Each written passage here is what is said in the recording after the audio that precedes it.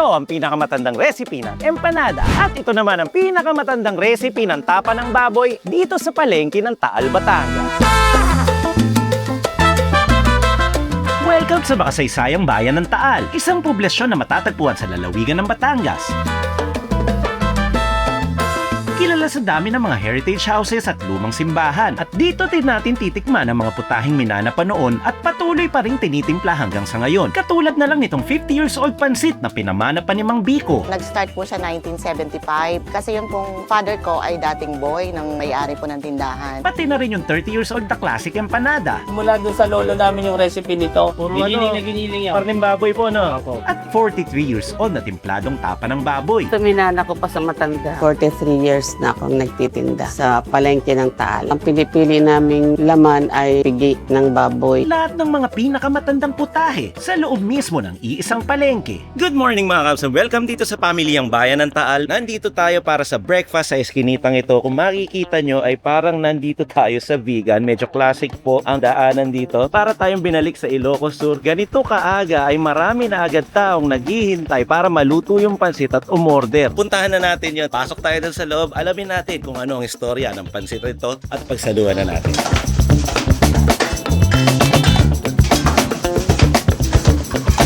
Hello sir, good morning po. Good morning po. Ano po yung tinitinda nyo dyan?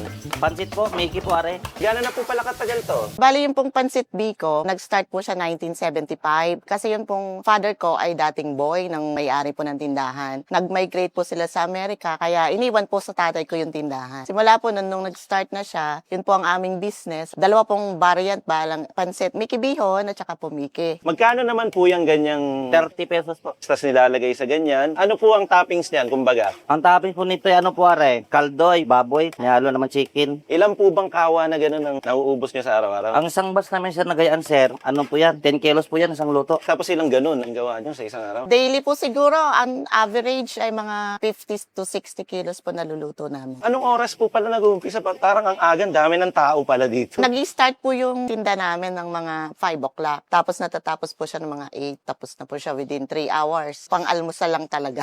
Yeah, mga kabsakto naman, may ginagawa dito. Ayan, binubuhusan ng toyo ni Kuya. Meron siya sabaw dito para maluto ang pansit. Meron ding gulay, meron mga sibuyas. 15 minutes lang at luto na ang ganito karami na pansit na isa-serve nila dun sa harap na marami na ring naghihintay. So 15 minutes tapos nilagyan lang ng konting pampadagdag lasa. Ito po ba'y asin o asukal?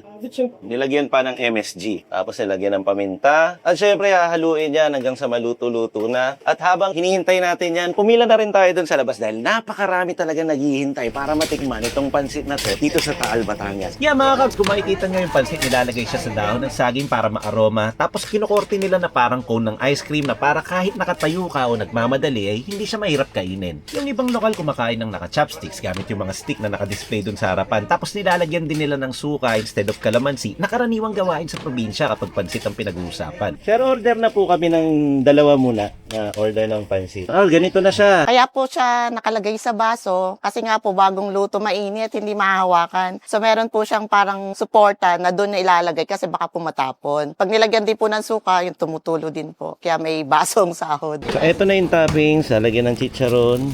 Ayan. Kadalasan ay nilalagyan nila ng suka. So, lalagyan na rin natin ng suka. Eat like a local tayo, mga kabs. Kung kayo po ay mapapasyal sa Taal, Batangas, punta po kayo dito sa Pansit Biko. Dito lang po kami, malapit po kami sa simbahan ng Taal at dito po sa may palengke ng Taal. Open po siya from 5 a.m. to 8 a.m. po, every day. Punta po kayo. Tara po, kain tayo. Pansit ni Mang Biko, tignan na natin. Ito siya. So, nilagyan ko siya ng chicharon. Yung sa'yo, plain pa? Yung o- sa akin plain pa kasi gusto ko muna siyang tikman ng ganito. Wala kang nilagay na suka pa. Wala pa. Buti pa ikaw, matitikman mo siya ng walang suka kasi nilagyan. So, sige, tikman na natin. Sige. Almusal na natin to. May init-init pa. Ayan, oh. Tapos, ang gamit namin, stick talaga. Kaya nga. Ito Oo. ba yung parang pinaka-chopsticks Oo, nila? oo. no? Ayan. Cheers! Good morning.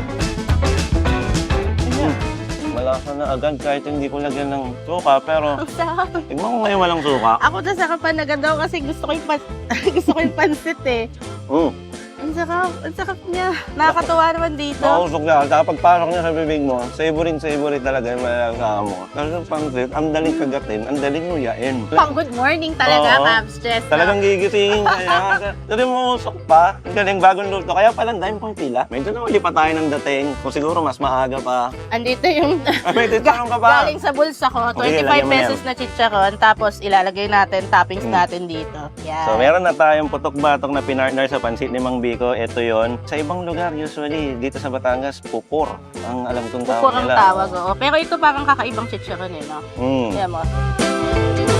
Actually, okay na. Ano to? Nakakatakot. Kaya lang, burst ng mantika o taba ng baboy. Yung chicharon na to. Kaya siguro perfect dito na may suka. Mhm. Kunin ko lang yung suka, mga Cabs. Habang lumayag ka, naghahanap ng suka. Kain lang tayong kain dito. Okay, ang back. Lagyan natin ng suka. Eat like a local. Meron na to, pero Ah, sige, meron na. dagdagan natin. Dagdagan Parang natin. okay rin siyang dagyan. Kasi bag yung pansit nila dito, medyo malinamnam siya. Na kapag nilagyan mo siya ng suka, okay Ipo. lang din. Parang manineutralize lang konti. Bagay naman, okay lang. Sige, haluin ko muna. Tignan natin. Kasi yung pansit, savory na siya. Isipin mo, unang kain sa umaga, meron na agad putok-batok na ganito. Pero yung pansit, panalo, pansit ni Mang Biko, ito, sa Taal, Batangas. Na Paano yan ba yan? Mahigit 50 years na. Siya pa yun, no? 1975 yata. At balita ko, pwede rin itong lagyan ng, dito sa Batangas kasi, halimbawa, lomi, gotong Batangas, mga yan. Binibigyan ka ng sibuyas. Sibuyas, Yung tadtad na sibuyas. Kanina sa kusina may nakita akong nagtatadtad. Meron yung kutsilyo dinala niya na dito sa labas. Ayan si Chow Food. Lalagyan daw ng ano. Kaya maglagay tayo.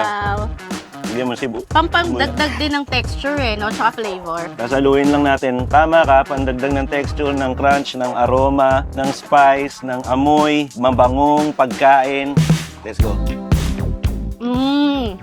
Totoo. Lalo na siyang sumarap. Yung bagsik ng sibuyas, bagay siya doon sa lasa ng pansit at saka chicharon. Lahat ng texture nandun na. Nandun na rin yung masosi niya na lasa at saka texture sa bibig. Okay ko. Ngayon lang ako nakakita ng pansit na nilagay dito. Kasi usually, pag bumibili ka ng pansit sa umaga, sa breakfast, nakabalot yan sa plastic. Pero tinanong ko, bakit nga ba kailangan na may ganito? Kasi daw, sobrang init eh. Hindi mo siya mahahawakan ng Totoo. ganito. Plus, pag nilagyan mo ng suka, so magjujuice, mapupunta dito. Sa baso. Galing nga. Oo, Creative? Galing, napaka-creative. Napakagaling ng idea, napakalupit nun. Pero maniwala kayo ito sa hindi, nag-uumpisa pa lang ang araw natin. Marami pa tayong pagsasaluhan, kaya busin lang namin to. Diretso tayo dun sa next stop.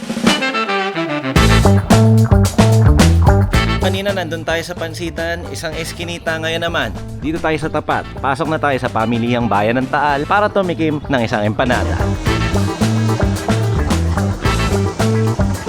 Ang daming tao daw kasi banda doon ay mga ulam at dito naman ay may mga pinipritong empanada. Dini-deep fry at ito naman yung finished product nila. Ayan, ganyan ang itsura. Yung empanada nyo po dito, ano po kadalasan palaman? Meron yung bossing may pork, beef, chicken, ham and cheese, at saka may vegetable kami. Tapos ganito ang itsura ng kanilang finished product. Hindi ito yung baked version ng empanada. Magkano naman po ang order ng empanada pala? Galing siya sa 35, ngayon 40 na dahil biglang nagtakasan yung mga... Oo nga po dahil sa fuel prices ba?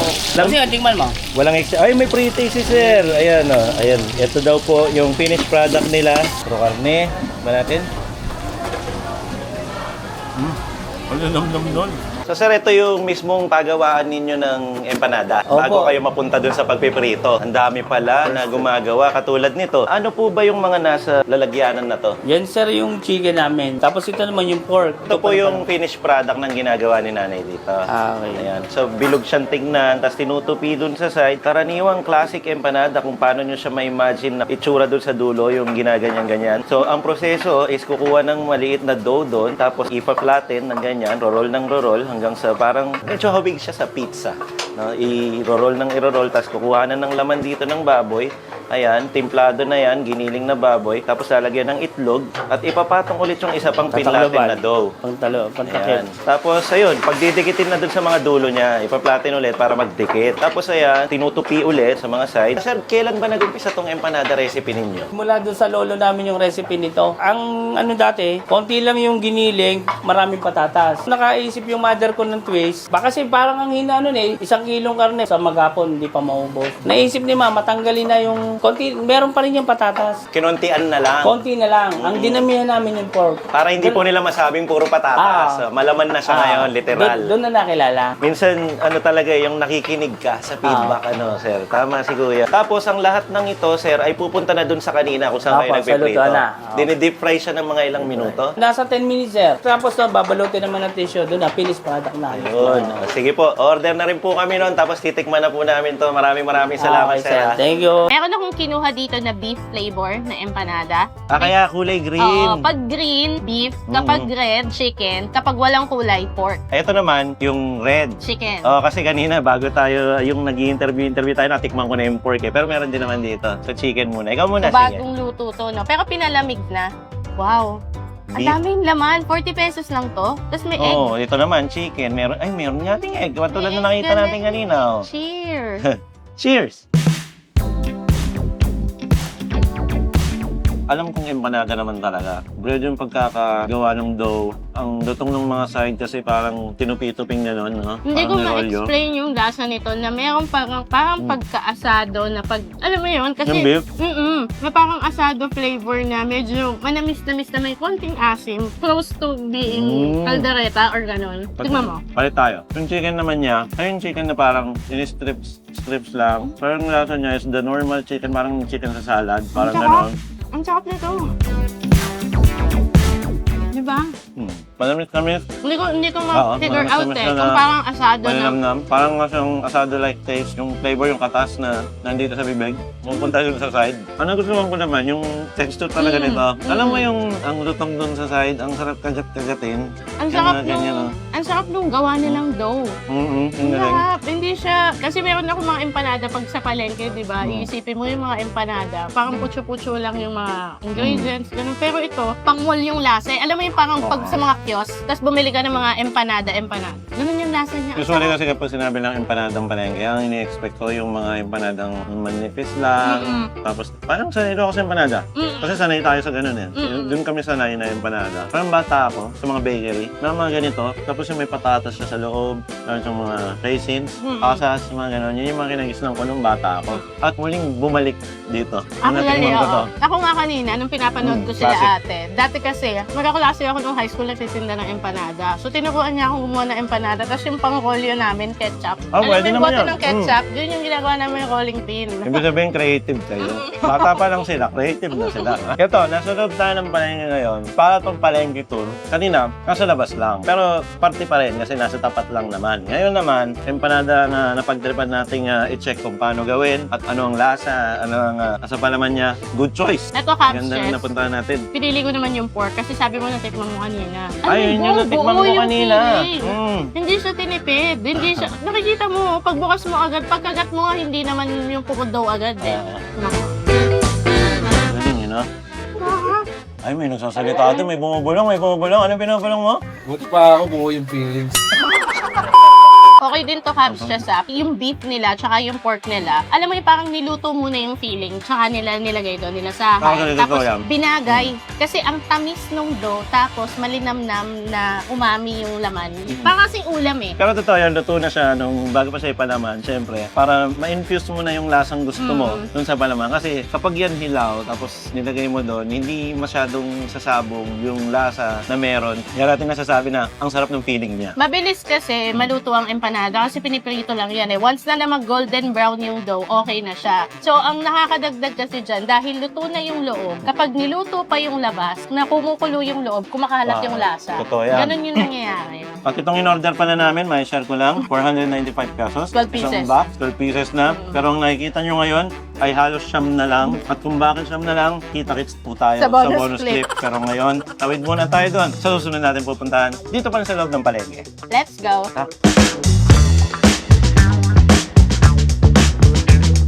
Siyempre, last but not the least, hindi makukumpleto ang biyaheng Taal kung hindi natin matitikman ang pinakamatandang recipe ng tapang baboy dito sa loob ng palengke. Welcome dito sa Mar and Lori De Leon Special Tapa.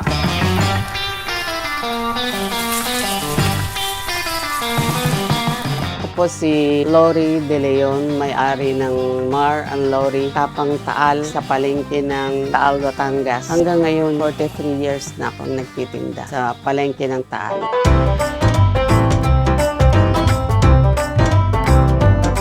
Ito yung marinade ng tapa nila. Siguro mixture ng toyo to. Ayan, tinabo ni ma'am. So, composed ng toyo, garlic, paminta, kalamansi daw halos itong marinade nitong tapa na pinakamatandang recipe ngayon dito sa Taal. So, ganyan lang ang nangyayari. So, in-slice nila tong mga parte na to. Ano po bang parte ng baboy ang ginagamit ninyo? Pinipili naming laman ay laman sa pigi ng baboy kasi nandoon yung laman ng baboy at saka malinis siya, hindi magatil. May slicer talaga kami expert sa pag-i-slice. Yung aming panipla naka-ready na siya, isang jar na malaki. Bubuhos na lang namin sa karne, tapos haluin namin siya, halong-halo, tapos i-display namin sa aming tray. At saka ang panimpla siguro siya yung talagang nagpapasarap. Ang Tapang Taal talaga dinadayo ng mga tao. Pag natikman nila, talagang pinupuntahan, hinahanap. Yan po yung pinamarinate at ito naman yung marinated na po. Magkano po ba ang kilo nito ngayon? 380 po. Meron din kayong mga longganisa dito. Ano po bang mga flavor ng longganisa kapag sinabing longganisang Taal?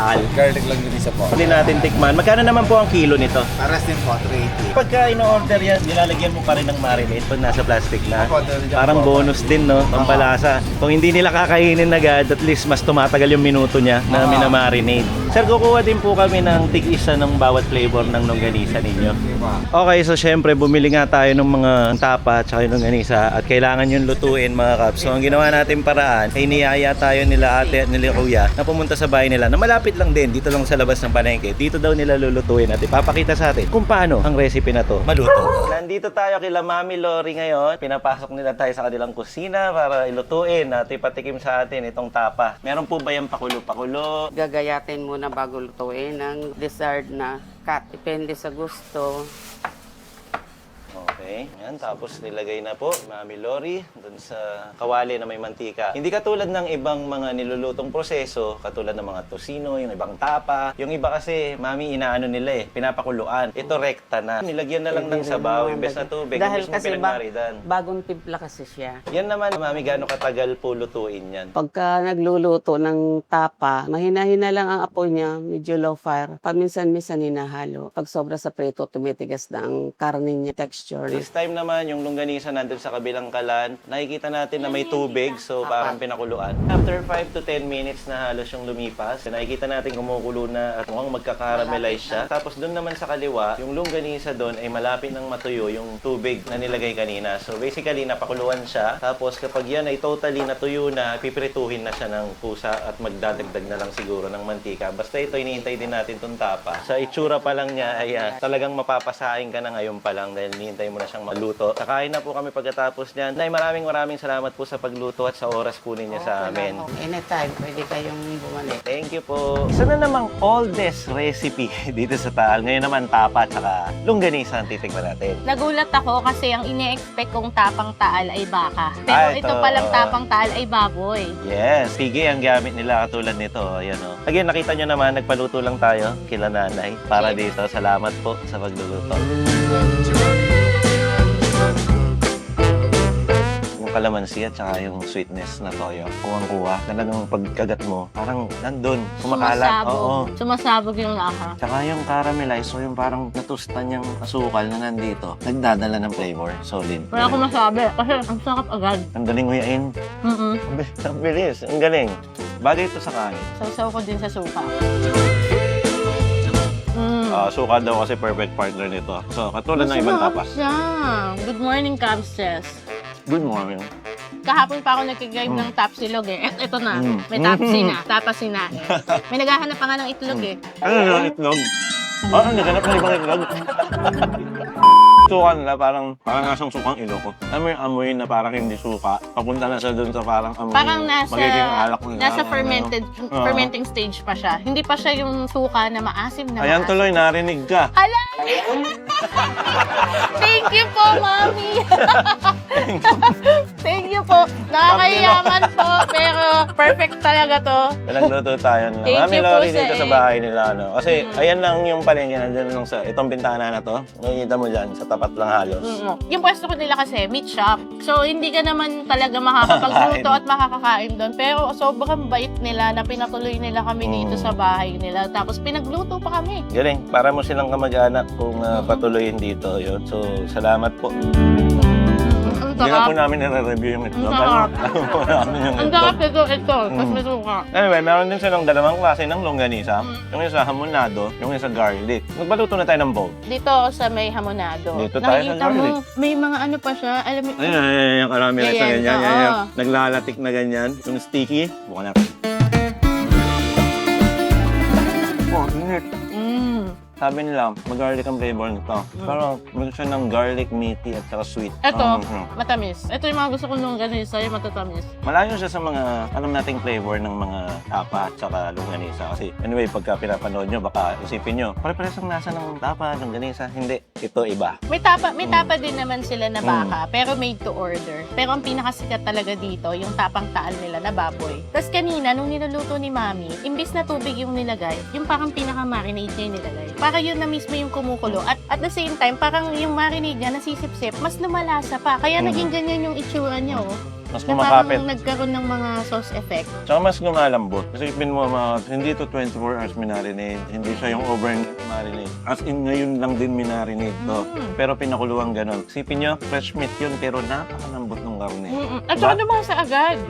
Ibang klase Mm. dito sa Taal, no? Kasi yung isa 50 plus, yung isa 30 plus, tapos isa 40 plus. So, institusyon na sila. Ang dami ng historical event yung mga nangyari. Tapos, nandun pa rin yung business nila. Sa totoo lang, first time namin dito at sinusubukan namin eat like a local na. Kaya meron naman tayo ditong tsokolate.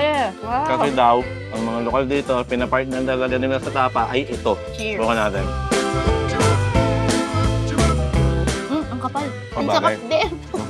Ang sarap nito. Wala po bang hindi masarap? May alat, Masarap lang may eh. alat, Totoo may lang. asim. Kumbaga parang halo-halo na yung mga lasa eh. Kung meron kayong chance, di ba? Nasa Batangas naman na yung iba. Kasal kayo sa Taal. Butin nyo lang yung palengke, di ba? Ang tunay na kulay at tunay na lasa ng isang probinsya, ang kultura ay makikita mo sa palengke. Katulad nitong nakita natin. Parang ang sarap kasing libutin ng isang lugar. Tapos diretso ka sa palengke. Tapos magtanong-tanong ka doon, sino yung pinakamatagal na dito? Sino yung kilala dito? Dito, Sino yung nagluluto dito? dun mo Parang siya ganun natin siya na-discover eh. Isa sa mga so far na tumatatak na probinsya. Anyway, nag-enjoy kami dito. Siguro ang palabas natin ay hanggang dito na lang muna. Nag-enjoy ng lahat. Araw ito, gusto na rin kumain. Kanina pa tutok ng tutok dito. Actually, may kumakain na doon. Talikod yan. Bembol ka. Halika. Sarap eh.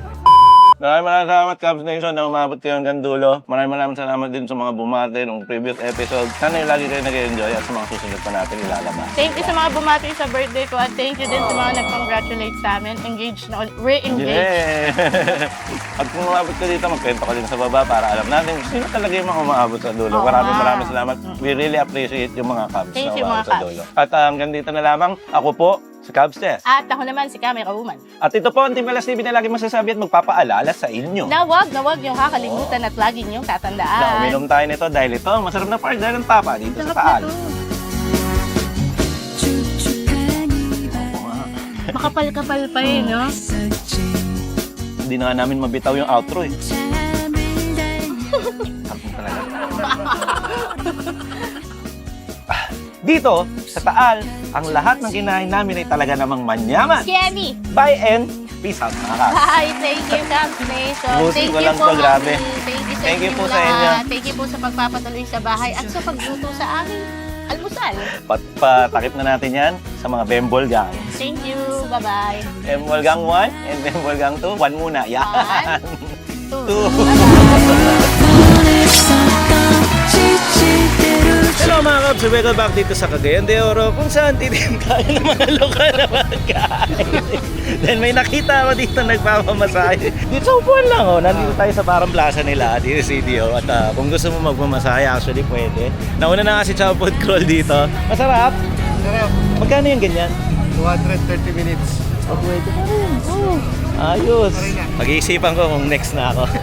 Bonus clip lang yon. Let's go. 6:09 AM tayo nakarating dito sa bayan ng Taal, dito sa Batangas. At ganito kami mag-umpisa sa shoot. Yan, magsiset up pa lang kami. Meron kami mga dalang ganito. Meron kami mga dalang ganito. Meron kami mga dalang ganito. Kakagising lang namin dahil dito kami natulog sa Batangas para maging maaga tayo dito sa palengke nila. Malamang ay napanood nyo na kanina at abangan nyo na rin yung mga susunod pang bonus clips. Kasunod na nito, sumilip po. waiting lang kami ngayon. So, gagawa lang muna ako ng bonus clip. Ayan, busy po ang ating videographer na si Jumbo. Papakita ko naman ngayon na nagtatrabaho siya kasi nung nakalipas na video po pinapakita ko na kumakain lang siya. Bawi naman tayo ngayon. Ayan panggap na panggap ka naman. Work hard. Scripted lang to. Nagtatrabaho talaga siya Ayan po si Kylie sa nating videographer. Nagtatrabaho din yan ng mahusay para sa atin. Ayan, ako ay nakatambay pero nagtrabaho na ako kanina. Pero susunod nito magtatrabaho na ulit ako. Oh! Sayang hindi ko nakuha. Nauntog pa sa electric fan. Okay, tara sa next clip natin. Ito yung bago kami kumain na empanada kanina na napanood nyo. Sa 12 po talaga ang laman yan. Pero nung kumain kami, kung napansin nyo, bibilangin nyo ulit, siyam na lang sila. Kasi po, yung tatlo, minasak na po ni... Ayan, yung nakikita nyo. Bale, nawasak mo na, tol. Dahil gusto mo na rin kainin. Wasak na, tol. Wasak yan, tol. Parang ako nung iniwan niya, wasak. Meron pang wasak dito. Ayan. Dami naman. Oy, sanay na sila sa'yo Alin? Hanap daw siya ng empanada flavored talong. Walang ganun, tol. Wala. Pero pasadya tayo, mga kabs. Kung gusto nyo makakita ng empanadong talong, hintayin nyo yung cooking vlog po ng Billy Jumbo Channel. Baka sa backyard, malay mo. Torta pa yun. Tortang empanadang talong. Okay, let's go. Tara na. Anong inunguya mo, tol? Ano yung inunguya mo dyan? Inunahan mo na naman kami. Hindi pa kami nag-uumpisa. Ano yan? Bubble gum? Bubble gum ba yan? Bubble gum mo. Kasi medyo galaw dito sa side, Tapos nagtabi pa silang dalawa. Bembol gang on the move. Ano ba to? Tapa. Oo, special. Matikman na. Kita mo? Mama. Nadaan mo ako sa kwento Sige na, mauna ka nang kumain to. Lagi naman ganun Start namin masarap daw yan tol pag sinasawsaw sa trupa. Mali ako, kinain ko agad Oo. Para mo ulitin mo pa. Mali. Sige nga. Kinasaw pala. Ako, nauna pa po siya sa lahat-lahat. Ayan. Kwento mo. Ano Ganun daw pala, masarap. Masarap. Walang nga. depth. Kasi nga. Sige na, bye-bye. POV ng bonus clip. Ayan ayan yung naglakad ako na clip. Ayan, dahil nandito tayo sa arko ng Taal. Ayan, yung nakikita nyo. Nagsushoot si Passion sa likod ko ngayon, si Jumbo. Welcome to Poblacion Taal, the heritage town. Ayun siya. So ito ay nangyari na nung tapos na lahat. So nakakain na kami ng tapa, nakakain na kami ng longganisa, ng pansit, ng empanada. Tapos na lahat yun. Kasi alas 10:30, magti-10:30 na po ngayon, 10:30 AM. Nag-umpisa kami kanina ng bandang 6 AM. So 4.5 hours lang natapos namin yung Taal kasi nasa isang palengke lang kami. At finally, natungtong na natin itong hinahanap nating tahanan ng RM o kung saan original at unang pinanganak ang RM dito sa Cagayan de Oro. Actually, isa siyang maliit na kainan. So parang bahay lang din talaga pati dun sa loob. Pasok tayo para makita nyo. Halos wala nga rin siyang karatula kung ano ang pangalan ng tindahan na to. Tara!